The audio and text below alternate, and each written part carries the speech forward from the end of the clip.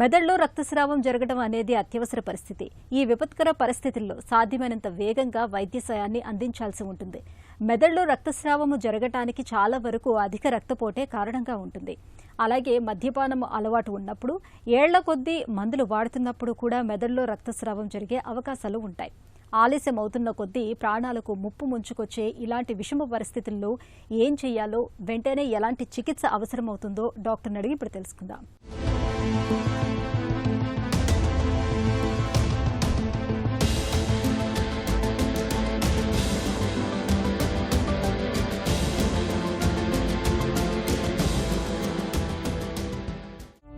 తలకు దెబ్బలు లేదా గాయాలు ఎన్ని రకాలుగా అవ్వచ్చు? ట్రామాటిక్ బ్రెయిన్ ఇంజరీ అంటాము. దీని క్లాసిఫికేషన్ ఎలా అంటే మైల్డ్, మోడరేట్, సివియర్. మైల్డ్ అనే దాన్ని మనం స్కోర్ అనే ఒక గ్లాస్గో జీసీఎస్ స్కోర్ అంటాము, Glasgow coma scale score. Mild అనే దానికి 13 to 15 స్కోర్, మోడరేట్ అనేది 9 to 13 అండ్ సివియర్ అనేది అంటే లెస్ దాన్ 8. సో 8 కంటే తక్కువ ఉంటే గ్లాస్గో కోమా స్కేల్ స్కోర్, డెఫినెట్గా it is a severe injury. ఇందులో కూడా మన ప్రతి 10 యాక్సిడెంట్స్ చూసామంటే అందులో 2 యాక్సిడెంట్స్ మనకి మేజర్గా అనిపిస్తాయి. సో 5 మందిలో 1 మేజర్ గాయం ఉంటుంది, చాలా వరకు ప్రాణాపాయ స్థితిలో ఉండడం జరుగుతుంది. దీనిలో ఇంకొక క్లాసిఫికేషన్ ఏంటంటే based on the loss of consciousness, అంటే స్పృహ కోల్పోవడం వల్ల కూడా మనం పేషెంట్ని మైల్డ్, మోడరేట్, సివియర్ అంటాము. ఇంకొకటి పోస్ట్ ట్రామాటిక్ అమ్నీసియా, అంటే యాక్సిడెంట్ తర్వాత వచ్చే అమ్నీసియా. దీనిలో కూడా డ్యూరేషన్ కూడా మనకి మైల్డ్, మోడరేట్, సివియర్ని డిఫరెన్షియేట్ చేస్తుంది. ఇప్పుడు గ్లాస్గో కోమా స్కేల్ ఒకటి. నెక్స్ట్ మనకి post traumatic amnesia, memory loss and loss of consciousness. Loss of consciousness వచ్చేసరికి మైల్డ్ అనేది ఒక పర్సన్ యాక్సిడెంట్ వల్ల ఇమ్మీడియట్ కంకషన్, అంటే తల అదరడం వల్ల, డైరెక్ట్ ఇంజరీ వల్ల అదరడం వల్ల ఒక sort of loss of consciousness and confusion ఉంటుంది. ఆ loss of consciousness and confusion వల్ల పేషెంట్కి మెమరీ లాస్ ఉంటుంది. సో మైల్డ్ హెడ్ ఇంజరీలో ఎక్కువ శాతం లెస్ దాన్ 30 minutes ఉంటుంది. అది లెస్ దాన్ 1 hour లేదా 1 to 24 hours లేదా మోర్ దాన్ 7 days. సో ఇలా వచ్చినప్పుడు మైల్డ్, మోడరేట్, సివియర్ అంటాం. గాయం నుంచి రక్తం కారితేనే ప్రమాదమా? రక్తం కారకపోతే తలకు పెద్ద దెబ్బేం తగలలేదని అనుకోవచ్చా? క్లోజ్డ్ హెడ్ ఇంజరీ అంటాము, ఓపెన్ హెడ్ ఇంజరీ అంటాము. క్లోజ్డ్ హెడ్ ఇంజరీ అంటే మనం తల కపాలం చూసామంటే మొత్తం ఇంటాక్ట్ ఉంటుంది, ఎక్కడ ఇంజరీ ఏమి ఉండదు, కానీ పేషెంట్ చూస్తే వెంటిలేటర్ మీద ఉంటాడు.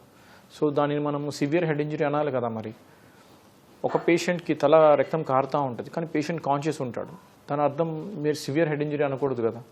సో రక్తస్రావం వల్ల మనం మైనరా, మేజర్ అని చెప్పడానికి లేదు.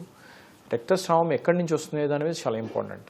కొన్నిసార్లు లోపల బ్రెయిన్లో కంట్యూజన్స్ అంటాము. కంట్యూజన్స్ అన్నప్పుడు బ్రెయిన్ గట్టిగా అదరడం వల్ల కానీ, లేకపోతే డైరెక్ట్గా ఇంపాక్ట్ ఉండడం వల్ల కానీ ఆ 3rd డేకి 2nd డేకి న్యూ ఆన్సెట్ కంట్యూజన్స్ అంటాము. చిన్నగా మొదట స్కాన్లో మనకి ఏమీ ఉండకపోవచ్చు ఫస్ట్ 6 hours, కానీ 24 hours 48 hours తర్వాత సిటీ స్కాన్ చేసేటప్పుడు మనకి కొత్త ఫైండింగ్స్ తెలుస్తాయి. ఎందుకు అంటే కొత్తగా మనకి కంట్యూజన్స్ ఎవాల్వ్ అవ్వడము, అంటే వాపు రావడము, దీనివల్ల ఫిట్స్ రావడం, పేషెంట్ నిద్రలోకి వెళ్ళిపోవడం జరుగుతుంది. సో అన్నిసార్లు రక్తంలో వస్తే మేజర్ ఇంజరీ, రక్తం రాకపోతే మేజర్ ఇంజరీ కాదండి. Always CT scan will rule out it is a major injury or minor injury. ఇంకా కొన్నిసార్లు మనకి సిటీ స్కాన్లో తెలియలేనప్పుడు మనం మైక్రోస్కోపిక్ ఇంజరీ ఎంత జరిగిందని తెలుసుకోవడం కోసం ఎంఆర్ఐ బ్రెయిన్ చేయడం జరుగుతుంది. తలకు దెబ్బలు తగిలినప్పుడు వెంటనే ఎలాంటి ప్రథమ చికిత్సను అందించాలి? ప్రథమ చికిత్స అనేది మనం ABCD అంటాము. ఎందుకంటే A అంటే ఎయిర్వే, నెక్స్ట్ B అంటే బ్రీతింగ్, C అంటే సర్క్యులేషన్. సో ఫస్ట్ మనం పట్టించుకోవాల్సింది ABC. పడిపోయిన వెంటనే ఫస్ట్ థింగ్ హెడ్ని పొజిషన్లో పెట్టడం, లేదా సైడ్కి పడుకోబెట్టడం, లేటరల్ డెక్యుబిటస్ పొజిషన్ పడుకోబెట్టడం వల్ల ఆ ఎయిర్వే అనేది ప్రొటెక్టెడ్ ఉంటుంది. లేకపోతే ఈ ఆస్పిరేషన్ అనేది జరగడం జరుగుతుంది, అంటే వామిటర్స్ కానీ, లేకపోతే లిక్విడ్స్ కానీ, లేకపోతే లాస్ట్ తిన్న ఫీడ్ కానీ మన లంగ్స్లోకి వెళ్ళిపోయే అవకాశం ఉంటుంది. సో ఈ ఆస్పిరేషన్ సెకండరీ బ్రెయిన్ ఇంజరీని మనం తగ్గించడం కోసమే ఈ positioning. So first comes under airway, next comes under breathing అనేది, నెక్స్ట్ కమ్స్ సర్క్యులేషన్. బ్రీతింగ్ మనం ఎయిర్వే ప్రొటెక్ట్ చేయగానే పేషెంట్ వన్స్ బ్రీతింగ్ స్టార్ట్ చేస్తాడు. అలా లేని పరిస్థితుల్లో మనం మౌత్ టు మౌత్ బ్రీతింగ్ అనేది ఇవ్వడం జరుగుతుంది. So next comes under circulation అంటే మనకి ఆ టైంలో పేషెంట్ వన్స్ హెడ్ ఇంజరీ అవ్వగానే he'll go in to A shock, అంటే సడన్గా పల్స్ రేట్, బ్రాడికార్డియా అంటే హార్ట్ రేట్ తగ్గిపోవడం కానీ, లేకపోతే బీపీ తగ్గిపోవడం కానీ జరుగుతుంది. అలా కాకుండా కుషింగ్ రిఫ్లెక్స్ అంటాము. బ్రాడికార్డియా అంటే హార్ట్ రేట్ తగ్గిపోవడం కానీ 50, 60 నుంచి 50, 40 అయిపోతుందంటే ఇంట్రాక్రేనియల్ ప్రెషర్ అంటే కుషింగ్ రిఫ్లెక్స్ అంటాము, అంటే బ్రెయిన్లో ఒత్తిడి గురవుతుంది అని దాని అర్థం. సో హార్ట్ రేట్ తగ్గిపోవడము, బ్రెయిన్లో ప్రెషర్ పెరగడం అంటే దీన్ని కుషింగ్ రిఫ్లెక్స్ అంటామండి. దాని వలన ఎక్కువ శాతం బ్రెయిన్లో ప్రెషర్ గురవుతుందని ఒక ఇండికేషన్ అన్నమాట. తలకు తగిలే దెబ్బలు లేదా గాయాల తీవ్రతను ఎలా నిర్ధారిస్తారు? తలకి తగిలే గాయాలు primary diagnostic modality city brain. So city బ్రెయిన్లో ప్లేన్ మనకి ఎమర్జెన్సీగా అయ్యే అంటే గోల్డ్ స్టాండర్డ్ టెక్నిక్ అండి.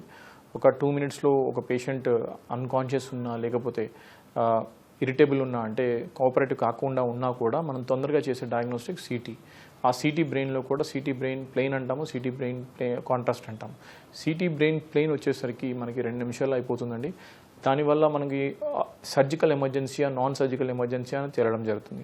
మాకు మేజర్ ఇంజరీ కాలేదు, నేను బాగానే ఉన్నాను, నాకు హాస్పిటల్ అవసరం లేదు, అడ్మిషన్ అవసరం లేదని చాలామంది మాతో ఆర్గ్యుమెంట్ చేస్తారండి హాస్పిటల్లో, ఎస్పెషల్లీ ఎమర్జెన్సీకి వచ్చినప్పుడు. మేము వాళ్ళకి చెప్పేది ఒకే విషయం, first 24 to 40 years is a crucial period. Because ఆ టైంలో అప్పుడు స్కాన్ చేయకపోతే మనం చాలా విషయాలు మనం తెలియకుండా జరిగిపోతుంది. అండ్ ద నెక్స్ట్ స్కాన్ ఫైండింగ్స్లో కూడా మనకి కాన్ఫిడెన్స్ ఇస్తుంది అనమాట. ఒకవేళ ఫస్ట్ స్కాన్ ఫైండింగ్స్ 12 hours తర్వాత లేదా 24 hours తర్వాత స్కాన్ చేసినప్పుడు ఫైండింగ్స్ అంతా సేమే ఉన్నాయంటే మనం పేషెంట్కి కౌన్సిలింగ్ చేయవచ్చు. చాలా వరకు ఇది మెడికల్ కండిషన్ కింద ట్రీట్ చేసేయచ్చు. అలా కాకుండా కొత్త ఫైండింగ్స్ ఏమైనా కొత్త బ్లీడ్ కానీ కొత్త వాపు కానీ ఒకవేళ వచ్చిందంటే definitely patient require some more days to treat the patient. తలకు తగిలే గాయాలు దెబ్బలకు చికిత్స ఎలా ఉంటుంది?